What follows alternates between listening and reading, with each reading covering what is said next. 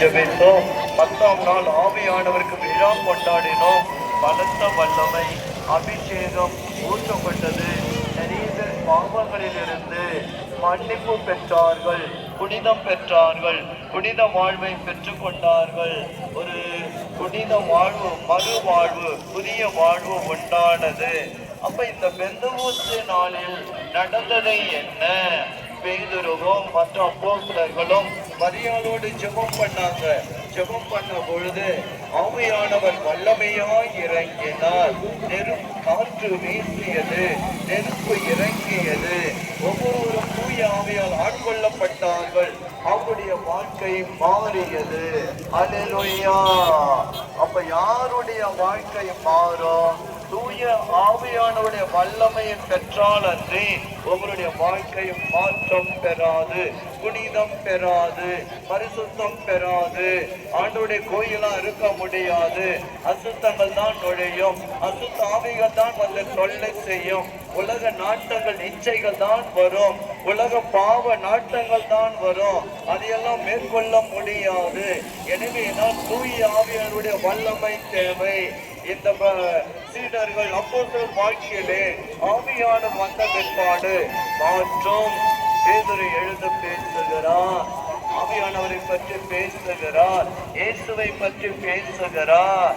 அப்படி பேசிட்டு இருந்தவர் பைபிள் தான் எருசலேம் ஆலயம் செல்கின்றார். திருத்தூதர் பணி 3ஆம் அதிகாரம்.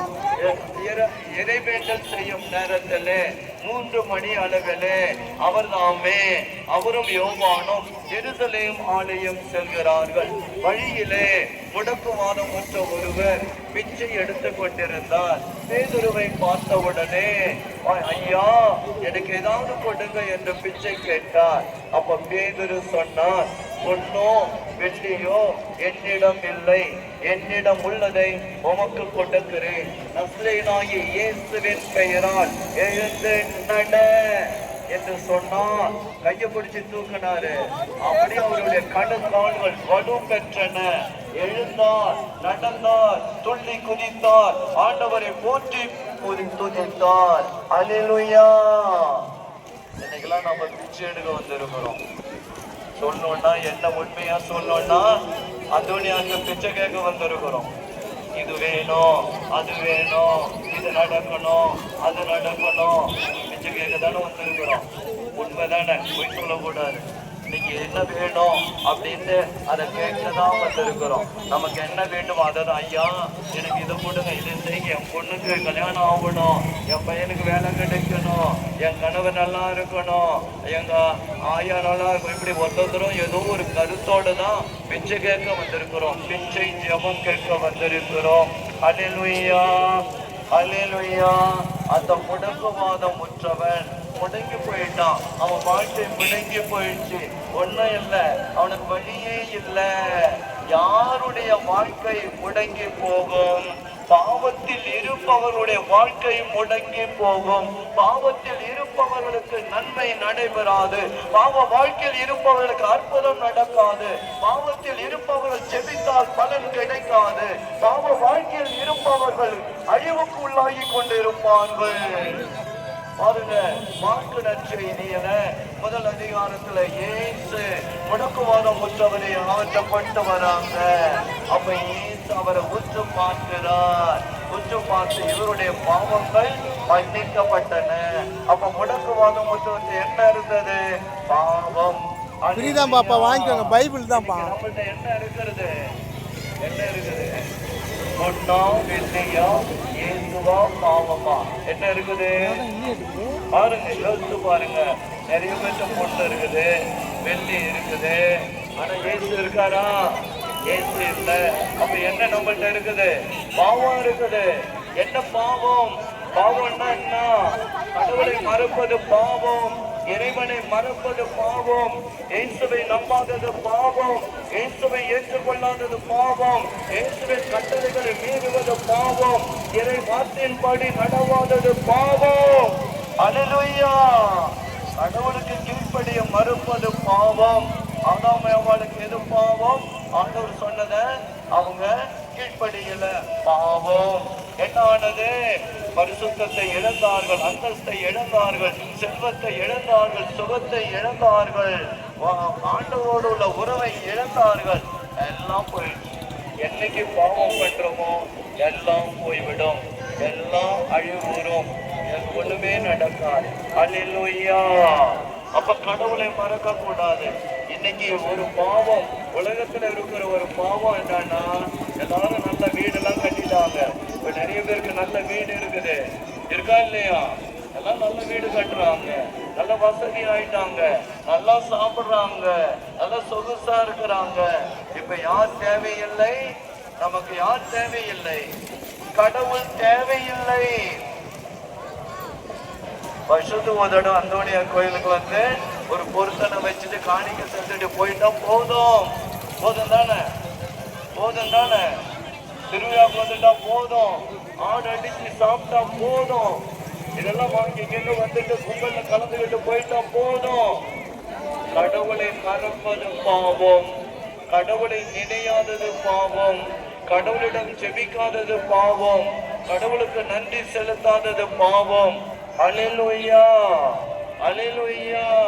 பாருங்க, இணை சட்டம் 8ஆம் அதிகாரத்திலே இஸ்ராயல் மக்கள் இப்படி கடவுளை மறந்தார்கள்.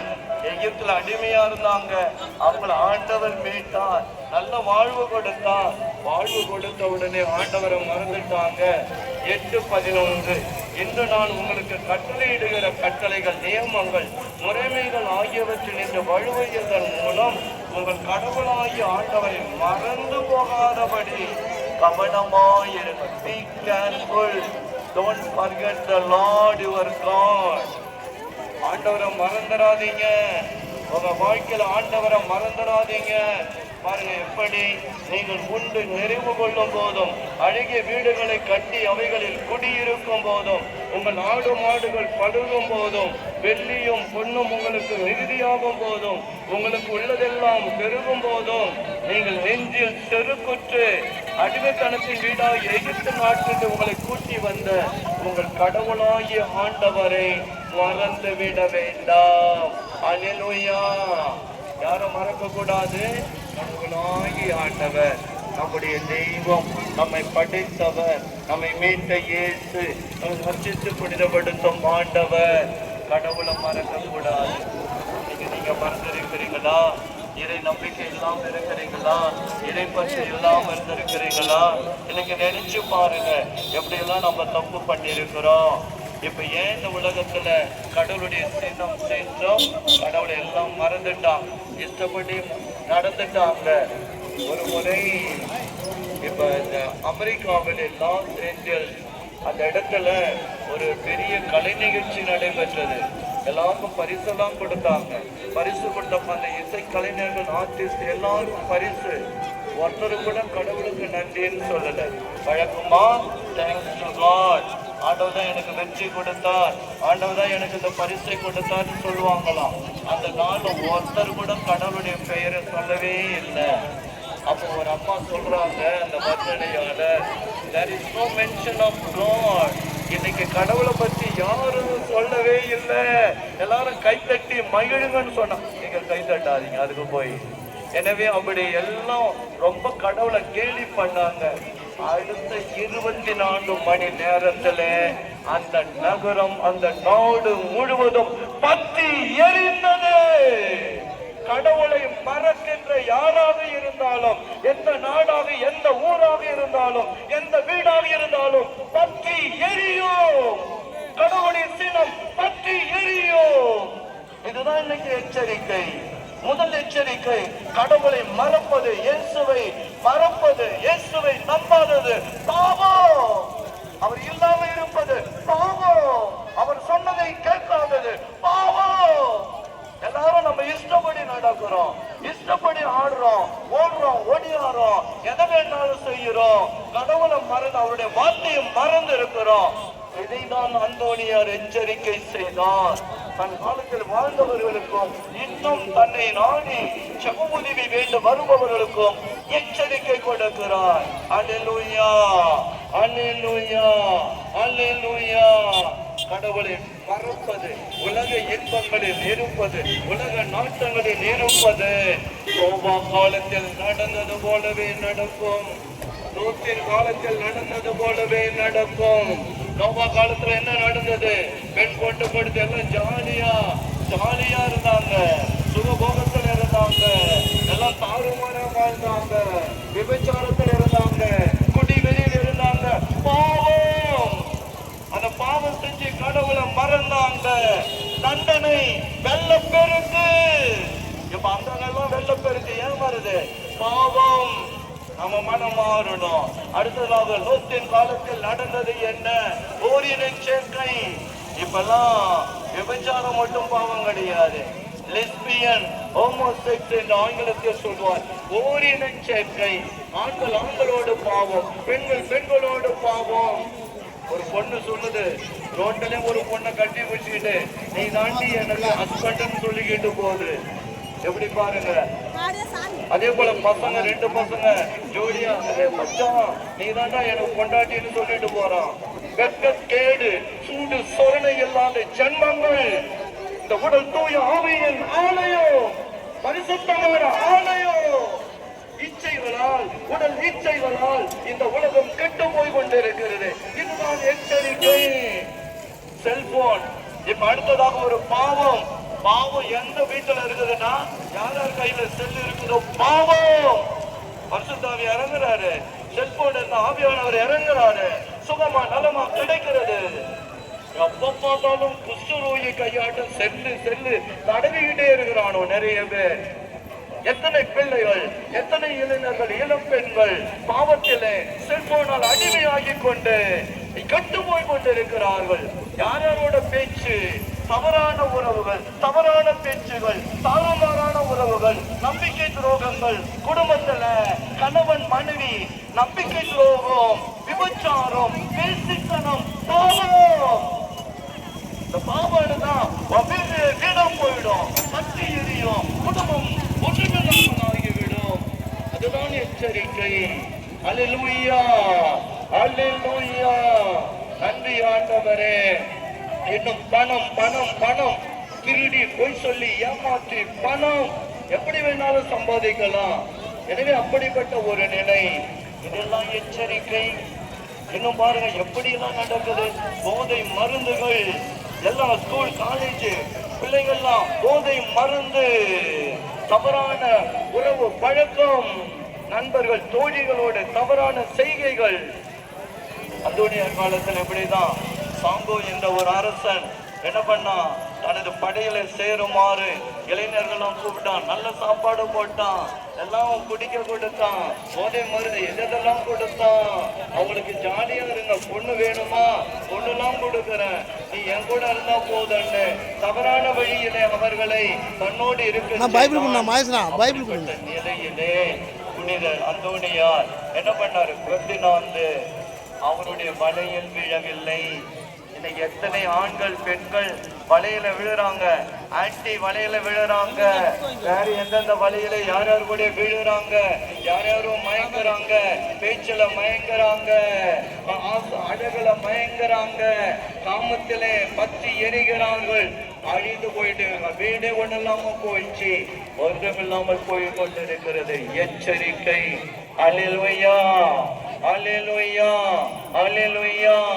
எவ்வளவு திருடு, பொய் சொல்லி ஒருத்தவன் வண்டியில போயிட்டே இருந்தப்ப அந்தோனியார் மடத்துக்கு வந்து மாட்டு வண்டியில உதவி செய், இல்ல ஒரு பணம் இருக்குதுன்னு சொன்னா, கொஞ்ச நேரத்துல பார்த்தப்ப என்ன ஆயிடுச்சு? வண்டியில வந்த பையன் வெள்ளமாக இருந்தான், ஓடி மன்னிப்பு கேட்டான். பொய் சொல்லி ஏமாற்றுகிற வாழ்க்கை.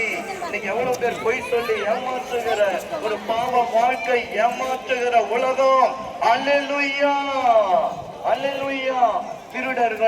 திருடர்கள் பாருங்க, அந்தோனியார் காலத்துல அவர் பிரசங்கம் வைக்கிறப்ப வந்துட்டாங்க, அந்த கூட்டத்துல வந்து திருடணும்னு நினைச்சாங்க. அவர் அந்த திருட்டு தொழில் பற்றி பேசினார், அவர்கள் மனம் மாறினார்கள். இன்னைக்கு மனம் மாற்றம் தேவை. அல்லேலூயா. அல்லேலூயா அல்லேலூயா. அப்ப நம்மகிட்ட என்ன பாவம் இருக்கிறது? ஆண்டவரை மறக்கிறோமா? உலக செல்வத்தை தேடுகிறோமா? கண்களின் இச்சையா, உடல் இச்சையா, உலக ஆசைகளா, செல்போன் அடிமைத்தனமா, குடி வெறியா, விபச்சாரமா, ஓரின சேர்க்கையா, போதை பொருட்களா? பசங்கள்லாம் இன்னைக்கு கெட்டு கெட்டு வீணா போயிட்டான். ஒருத்தனுக்கும் ஜெபம் கிடையாது, ஜெபம் கிடையாது, கடவுளுக்கு நன்றி சொல்வது கிடையாது, கடவுளை நினைப்பு. அந்தோனியார்னு வரோம். அந்தோனியார் எவ்வளவு நேரம் ஜெபம் பண்ணார் தெரியுமா? நற்கருணை முன்னாடி மண்டியிட்டார், எப்படியெல்லாம் ஜெபித்தார், எப்படியெல்லாம் இறை வார்த்தையை வாசித்தார். அதுல கொஞ்சமாவது நமக்கு இருக்கிறதா? அவர் செய்தது போல நாம செய்கிறோமா? இயேசுவோடு உறவு கொள்கிறோமா? என்ன வாழ்க்கை? மாற்றம் இல்லாத ஒரு வாழ்க்கை.